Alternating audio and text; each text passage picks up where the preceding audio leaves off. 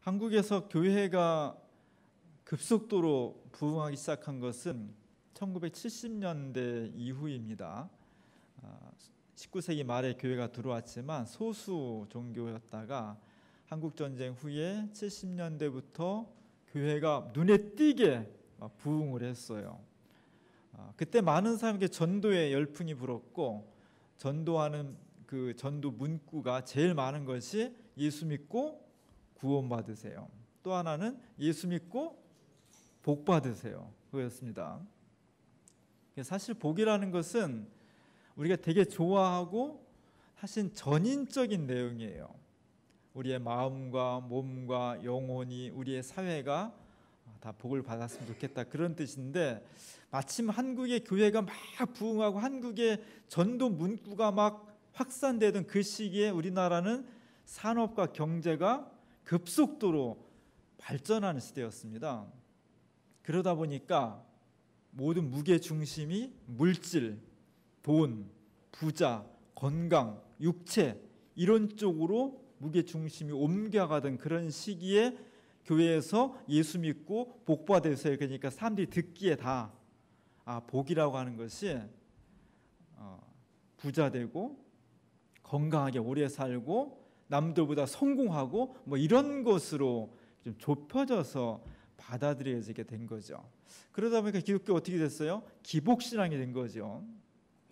교회 다니는 것은 남을 위해 헌신하고 자기를 희생하고 사랑하고 이런 것보다는 어떻게 쓰든지 성공하고 부유하게 되고 풍요롭고 똥똥거리면서 살고 뭐 이런 것으로 예수님 믿으면 그렇게 된다더라, 이렇게 복음이 한쪽 면으로 축소가 된 거죠. 그래서 우리 교회를 비롯한 조금 진보적인 교회들은 예수 믿고 복 받으세요 그러면 막 진저리를 쳐.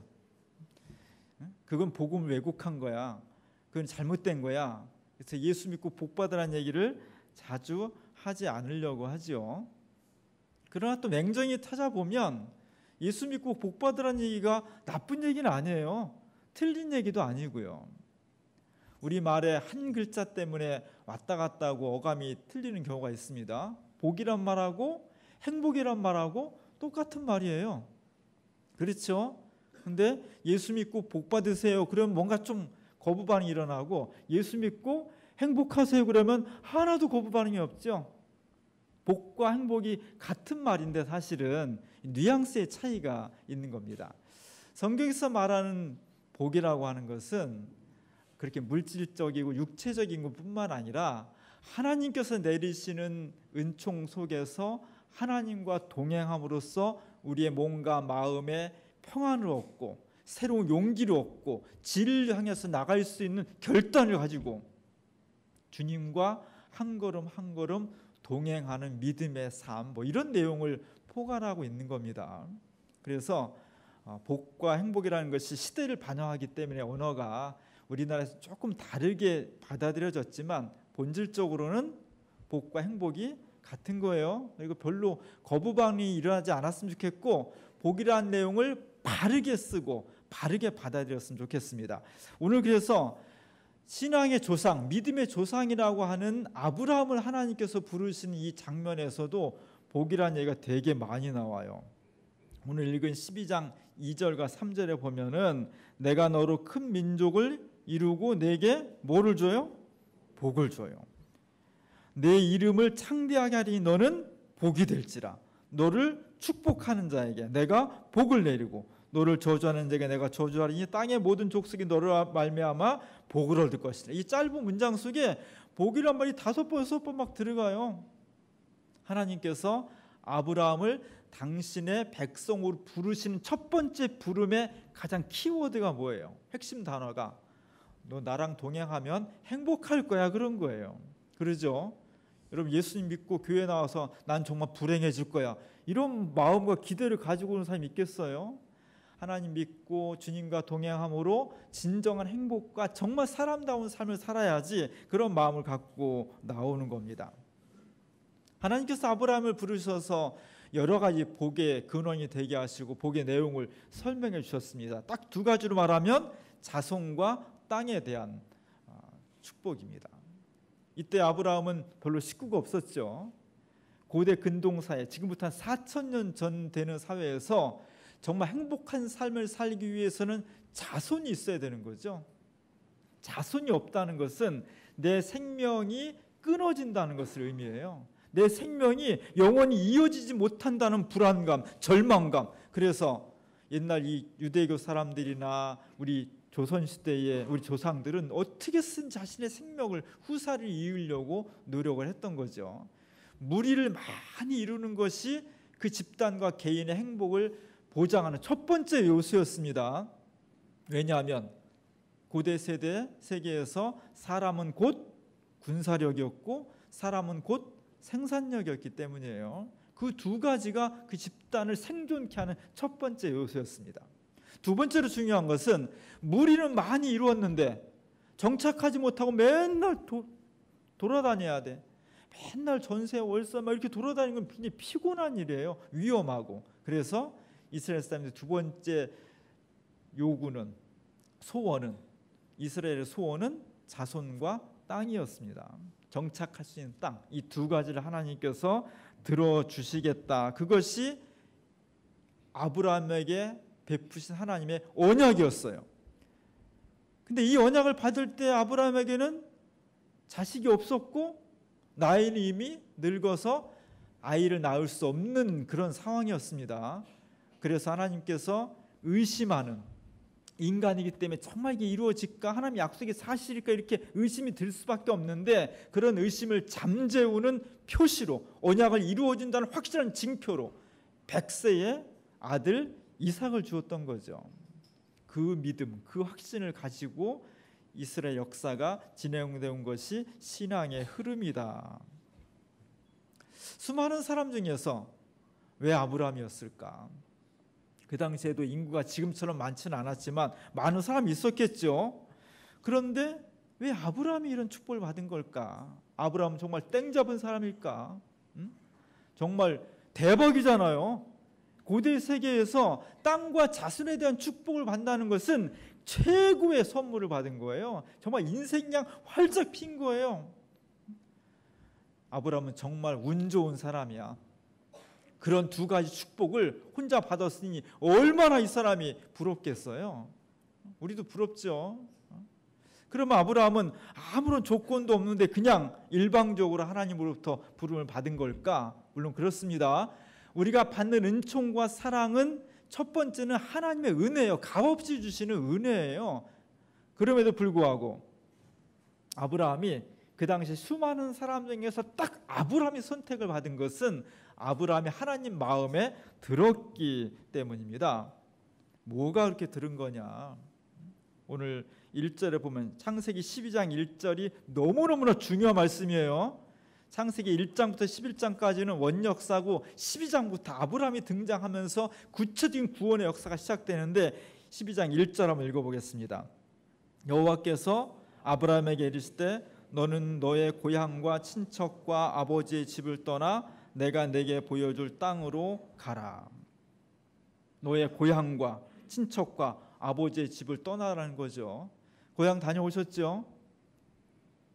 예. 별로 안 다녀오셨네요. 어쨌든 다녀왔다 치고 고향은 어때요? 고향은 나의 살던 고향은 꽃피는 산골이죠. 너무 좋은 곳이죠. 추억이 있는 곳이죠. 우리는 지금 고향 그러면 그냥 추억이 있는 곳, 내가 낳고 자라고 어렸을 때의 좋고 싫은 어떤 기억을 간직하고 있는, 가보고 싶고 그리운 곳 정도죠. 그러나 여기서 말하는 고향이라고 하는 것은 그 정도의 의미가 아니에요. 고대 사회에서 고향과 친척과 아비 집을 떠난다는 것은 죽음이에요. 그래도 자기 고향에 있으면 강아지도 자기 집에 있으면 한 수 먹고 들어가는 거잖아요. 내 고향에서 내가 산다는 것은 기가 사는 거예요. 자기 고향 없이 떠돌아다닌다는 것은 이곳저곳으로부터 많은 사람부터 천덕꾸리가 되는 거예요. 단순히 무시를 당하는 것이 아니라 아무나 와서 때리고 빼앗고 폭력을 행사하고 죽여도 아무에게도 말할 수 없는, 그래서 사람은 누구나가 태어나면 자기 고향, 친척, 아버지의 집에서 낳고 자라고 죽는 것이 소원이에요. 그래서 객사가 제일 두려운 거예요. 근데 하나님께서 아브라함을 불러서 하신다는 말씀이 너의 삶의 근거를 이루고 있는, 너의 생명의 보호장치가 되는, 내가 평안을 누릴 수 있고 안전하게 살아갈 수 있는 첫 번째 근거, 그걸 부시라는 거예요. 대단히 위험한 겁니다. 대단히 힘든 거예요. 그래서 성경에 나와 있지 않지만 하나님께서 아마 아브라함 전에도 여러 사람에게 이런 조건을 주셨을 것 같아. 마음에 드는 테스트를 해보는 거죠. 저 사람 괜찮은데 구원의 역사의 출발점으로 삼아야지. 뭐 그를 불러서 너 네 고향과 친척과 아비집을 떠나 이랬을 때 아마 여러 사람이 저는 못해요. 다른 건 할 수 있을지 모르지만 내가 살고 있는 기반인데 내 삶의 기반을 무너뜨리려고 하면 제가 어떻게 살겠습니까? 저는 못 살아요. 이렇게 해서 아마 거절했을 것 같아. 성경은 안 나오지만 수많은 사람들이 거절했을 거예요. 근데 아브라함이 그것을 받은 겁니다. 이건 대단한 믿음이 있지 않고는 못하는 거예요. 그래서 아브라함은 믿음의 조상이 된 거예요. 어렵죠. 예수 믿는다는 게 어렵습니다. 예수 믿는다는 것은 자기 삶을 완전히 부정하고 하나님께만 맡기라는 결단을 요구하는 거예요. 그래서 우리는 고뇌해. 어려워요. 예수님이 겟세마네 동산에서 밤이 맞도록 밤이 새도록 고민했잖아요. 무엇을 고민했습니까? 주님께 지금 다가오는 현실이, 내일 닥쳐오는 현실이 꽃길이 아니었기 때문이에요. 단지 행복하지 않은 것이 아니라 자기의 주어진 길이 고난의 길이었고 십자가의 길이었기 때문에 그것을 하나님의 명령으로 받아들이는 것이 너무나 어렵고 두려웠기 때문이에요. 그래서 예수님은 밤새도록 겟세마네 동산에서 고민한 거예요. 예수 믿는 사람의 운명이에요. 우리는 하나님 앞에 늘 고뇌해야 돼. 왜? 우리가 원하는 것은 편하고 좋고 행복한 것만 원하는데 하나님은 때로 그 영원한 행복에 이르기 위한 과정으로 십자가를 주시거든요. 근데 우리의 본성은 십자가와 고난은 쏙 빼고 그 결과물인 행복과 평안과 축복만 받고 싶잖아요. 여기서 갈등하는 거예요. 이 갈등을 어떻게 이겨낼 것인지, 이 갈등 속에서 나는 주님의 말씀을 따를 수가 없습니다. 그냥 여기서 눌러 살겠습니다. 여기서 안주해 살겠습니다. 라고 하는 사람은 믿음의 여행을, 믿음의 모험을, 구원의 모험에 나설 수 없는 것이고요. 너무나 어렵고 힘들지만 하나님 말씀이니까 내가 그 말씀에 의지해서 내 삶 전체를 걸겠습니다. 라고 나가는 것이 신앙인의 모습입니다. 위대한 것은 아브라함이 이 말씀을 듣고서 너무나 두렵고 떨리고 불확실했지만, 그리고 자기 삶을, 자기 가정을 지켜줄 수 있는 가장 근본적인 토대를 버린다는 것이 너무나 어려웠지만 과감하게 버렸다는 거예요. 그리고 하나님 말씀에 따라서 길을 떠났던 겁니다. 이제 아브라함에게 남은 것은 자기의 눈에 보이는 고향과 친척과 부모와 형제와 이런 것들이 아니라 눈에 보이지 않는 하나님의 손끝이었습니다. 그래서 오늘 아브라함을 향해서 하나님께서 이렇게 말씀하시는 거죠. 12장 1절에 보면 떠나서 어떻게 해요? 내가 내게 보여줄 땅으로 가라는 거예요. 하나님께서 너 여기서 나가면 이런 스케줄이 있고 내 의도는 이렇고 어디 가면 무슨 일이 있을 거고 그때 어떻게 극복할 것이고 이런 자세한 스케줄과 플랜을 딱 가지고 있으면 너무 좋은데 그런 거 하나도 안 가르쳐 주셔요. 이제 아브라함과 그를 믿고 따르는 가정, 소수의 식구들, 이 사람들의 생명과 죽음의 길은 어디에 달려있느냐? 하나님의 손끝에 달려있는 겁니다. 그런데 하나님은 보이지 않습니다. 단지 음성으로만 들리는 거예요. 이게 답답한 거예요. 내 근거를 부실 수도 있고 하나님께 순종할 수 있는데 좀 명확한, 분명한, 확실한, 나를 설득할 수 있는, 내가 동의할 수 있는 그런 어떤 프로그램을 좀 보여주시면 너무 좋겠는데 하나님이 예나 지금이나 불친절하셔요. 가라고만 하지, 어디로 가라고만 하지 거기에 무슨 일이 있을지, 뭐가 기다리고 있는지 하나님의 역사와 계획을 우리한테 자세히 설명해 주지 않는다는 거예요. 그 빈 공간을, 그 불안을 뭘로 메꿔야 되냐? 믿음으로 메꾸라는 거예요. 오늘 아브라함은 그 음성을 들은 겁니다. 그리고 두려워했고 예수님처럼 불안해했고 고뇌했지만 마지막 결단은 내가 내 목숨을 바쳐서 하나님 뜻에 따르겠습니다라고 결단한 거예요. 이게 위대한 거예요. 이게 믿음입니다. 믿음을 가지고 있는 사람은 하나도 고민 안 하느냐? 그렇지 않아요. 똑같은 불안과 고민을 하는 겁니다. 중요한 것은 그 고뇌의 과정을 거쳐서 내리는 결단이 하나님 말씀에 의지해서 그 뜻에 내 의지를 꺾는 거예요. 나를 굴복시키는 거예요. 하나님 말씀에 내 생명을 거는 거예요. 이것이 신앙의 모습입니다. 오늘 아브라함이 우리에게 그런 모습을 보여주셨습니다. 그래서 오늘까지도 아브라함은 믿음의 조상이다. 믿음의 롤 모델이에요. 믿음이 아주 전형적인 범례예요. 우리가 믿음 생활을 하려면 아브라함을 잘 연구하고 아브라함이 걸어갔던 걸음 우리가 따라가면 그는 진정한 신앙이 될 수 있고, 아브라함이 받았던 그 은총과 축복을 오늘 우리에게도 받는 그런 놀라운 역사가 일어난다는 겁니다. 중요한 것은 아브라함이 이런 결단이, 한순간의 경험과 결단이 어떻게 지속할 수 있느냐는 거예요. 그래서 오늘 아브라함이 하나님의 이름을 부르는 장면이 나옵니다. 신앙과 인생은 단거리가 아니죠. 마라톤입니다.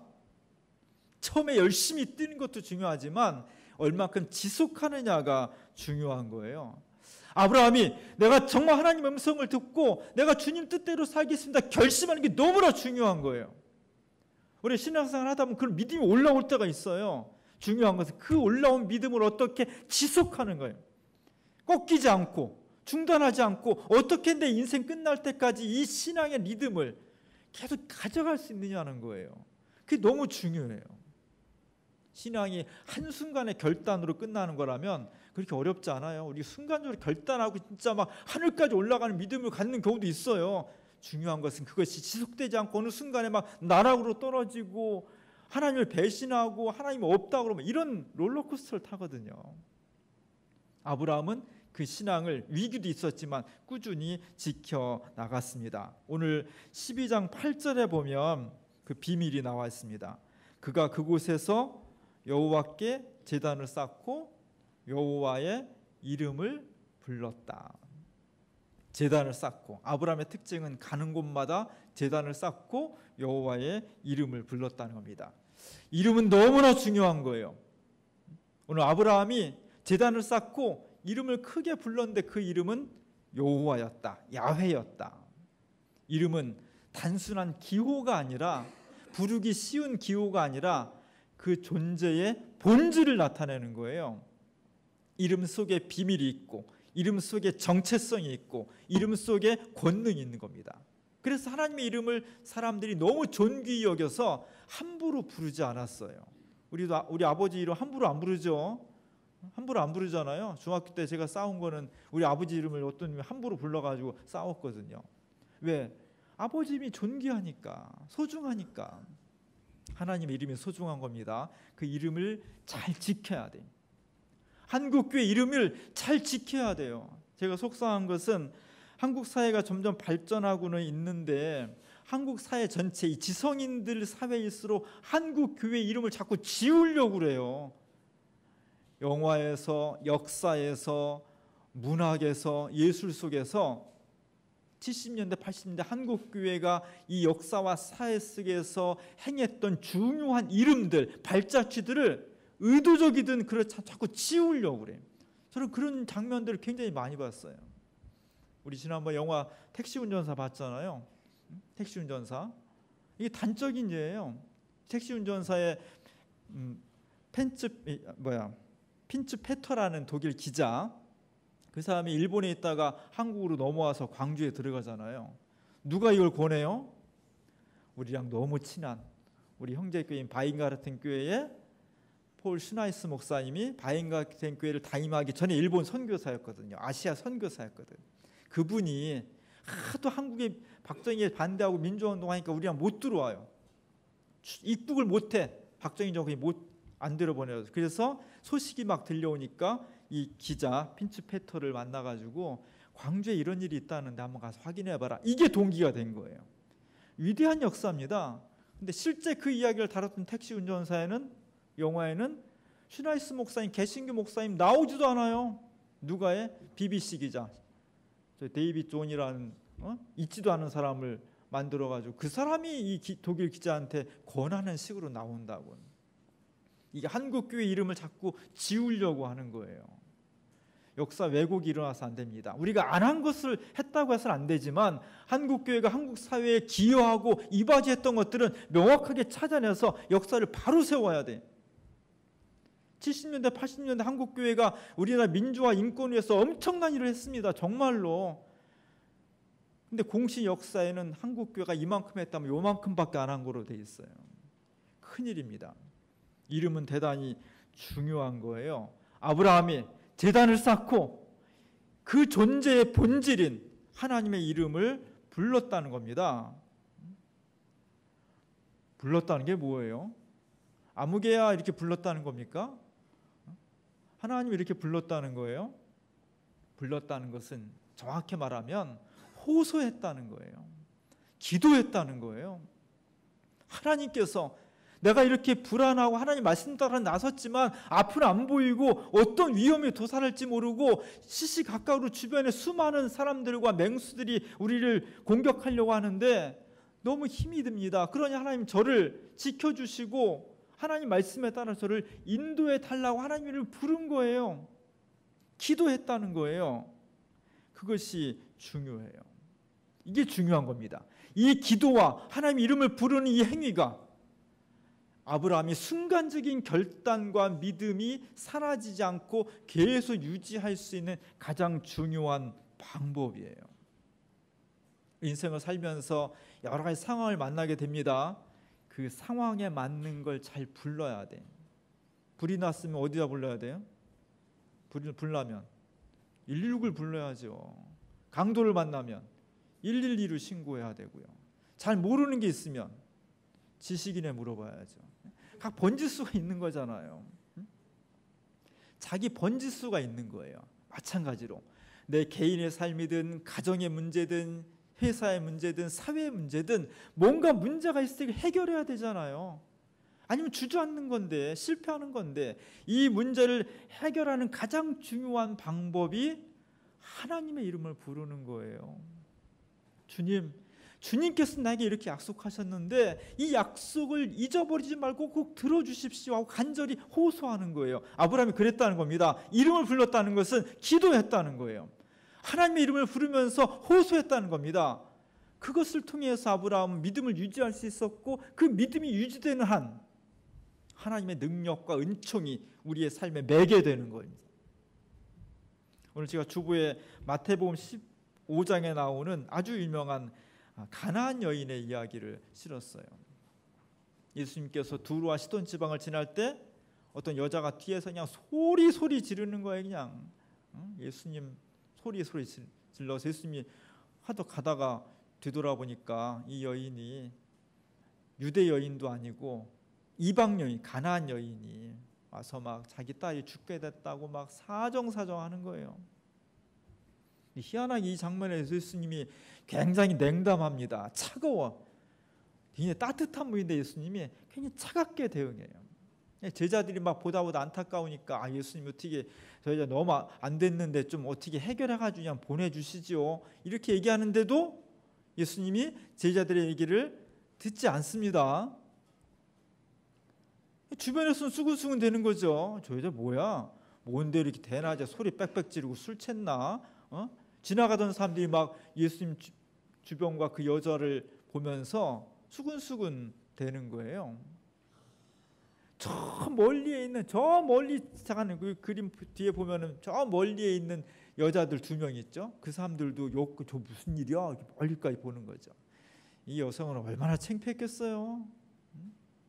소리 지르는 것도 참 창피한데 그렇게 안면 몰수하고 정말 하는데 예수님께서 이 여인을 거들떠 보지 않는 거예요. 손을 막 이 여성이 막 치고 막 간절함으로 내 아이를 살려달라고 막 눈물을 흘리면서 호소하는데 예수님은 손을 딱 거절하죠.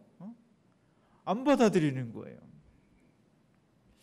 참 이상해. 이 장면에서는 이 여자가 말을 합니다. 예수님, 저희 딸이 죽게 됐는데 어떻게 하면 좋습니까? 근데 예수님 정말 깜짝 놀라는 반응을 하셨어요. 내 자녀의 떡을 취해서 개들에게 주는 것이 옳지 않다. 이런 비인간적인, 이렇게 비인격적인 얘기를 하신 거예요. 깜짝 놀랐습니다. 전부 다. 아마 이 여자는 얼마나 당황스럽고 이 여자는 얼마나 창피하고 쥐구멍이라고 들어가고 싶었을 거예요. 근데 그것보다도 자기 체면과 망신보다 더 중요한 것은 자기 딸을 살리는 거죠. 그래서 이렇게 대답하지 않습니까? 예수님, 개도 가끔 주인 상에서 떨어지는 부스러기를 먹습니다. 이거는 정말 주님만이 내 문제를 해결해 줄 수 있다는 믿음이 없이는 불가능한 대답이에요. 이 말을 듣고 예수님께서 감동하셨죠. 칭찬하셨죠. 그리고 이렇게 이야기를 합니다. 여자여, 네 믿음이 크도다. 네 소원대로 될 것이다. 이 이야기의 끝은 해피엔딩입니다. 결국은 이 여인은 딸이 낳았습니다. 언제? 예수님께서 이 말씀을 해주는 순간 낳은 거예요. 우리의 삶이라고 하는 것은 이 그림의 맨 위에 보면 하늘이 보입니다. 이 하늘을 보면 한쪽에 보면 먹구름이 막 가득 껴 있죠. 한쪽에 햇살도 비쳐 있죠. 우리의 인생과 역사와 사회라고 하는 것은 항상 먹구름도 있고 찬란한 햇살도 있는 거예요. 공존하는 거예요. 맨날 좋을 일만 있는 것도 아니고 맨날 슬픈 일만 있는 것도 아니에요. 공존하는데 우리가 어떻게 먹구름은 줄여나가고 찬란한 햇살을 늘여나갈 것인가 하는 것이 지혜예요. 그 방법, 그것을 위해서 수많은 사람이 맨날 고민하고 밤새도 일하고 돈 모으기 혈안이 돼 있고 그렇습니다. 기독교는 이 문제에 대해서 어떻게 해답을 주는 것이냐? 하나님을 부르라는 거예요. 정말 우리 삶 속에서, 우리 역사 속에서 어두움을 몰아내고 찬란한 햇살로 가득 찬 행복한, 복받은 행복한 그런 인생과 역사를 만들고 싶으면 여러 가지 필요한 것이 있겠지만 오늘 아브라함처럼 하나님께 제단을 쌓고 하나님의 이름을 크게 부르라는 겁니다. 열심히 부르라는 거예요. 뜨겁게 기도하라는 것입니다. 그러면 하나님께서 우리 기도에 응답하셔서 이 여인처럼 도저히 불가능할 것처럼 보이는 문제를 해결해 주시고 은총을 베풀어 주신다는 것입니다. 그래서 로마서에 보면 사도 바울은 이렇게 고백을 했습니다. 누구든지 주의 이름을 부르는 자는 구원을 받으리라. 나는 구원 받을 게 별로 없고 나는 다 만족합니다 하는 분들은 그냥 안 불러도 됩니다. 그러나 뭐든지 간에 내 인생과 가정과 역사의 문제를 가지고 힘들고 고민하고 어려운 사람이 있다면 다른 것이 아니라 하나님께 나와서 그 이름을 부르고 기도하라는 거예요. 그리스도의 십자가 앞에 나와서 주님의 십자가 붙들고 부활하신 주님을 바라보면서 열심히 간구하며 주의 이름을 부를 때 하나님께서 아브라함의 그 부르심을 듣고 응답하셨던 것처럼 오늘 우리들에게 새로운 역사로 갈 수 있는 능력을 베풀어 주신다는 겁니다. 열심히 부르십시오. 주의 이름을 열심히 부르십시오. 십자가 앞에 나와서 부활의 주님을 바라보면서 뜨겁게 기도하십시오. 그러면 하나님께서 우리에게 응답해 주십니다. 4000년 전에 정말 두려움과 불안 속에서 나오는 아브라함에게 내가 너에게 복을 주겠다. 복의 근원이 되게 해주겠다. 너는 복이다. 오늘 우리에게 정말 예수 이름을 부르는 사람에게 행복하게 주실 거야. 내가 행복을 줄 거야. 이런 약속을 해주고 있는 겁니다. 나의 행복을 가로막고 있는 것이 경제적인 문제든 질병의 문제든 가정의 문제든 사회의 문제든 역사의 문제든 전능하신 하나님께서 우리가 부르짖는 만큼 기도하는 만큼 우리 삶에 개입해 들어오셔서 먹구름은 줄여주시고 찬란한 햇살로 우리의 삶을 변화시켜 주신다는 것이 복음의 핵심이에요. 추석 명절을 맞이하고 있는데 추석의 그 아름다운 풍성함이 행복이 오늘 예수 이름을 힘차게 뜨겁게 부름으로써 우리의 삶의 구석구석에 펼쳐질 수 있기를 주님의 이름으로 간절히 축원합니다. 기도하겠습니다. 복의 근원이 되신 하나님, 오늘 아브라함처럼 저희도 주님을 믿고 확신하면서 끊임없이 주의 이름을 부르며 나아가 우리에게 주신 삶이 행복에 이를 수 있게 하시고 우리가 딛고 서 있는 가정과 일터와 이 사회가 그리스도의 축복 속에 살아갈 수 있도록 은혜를 베풀어 주옵소서. 예수님의 이름으로 감사하며 기도합니다.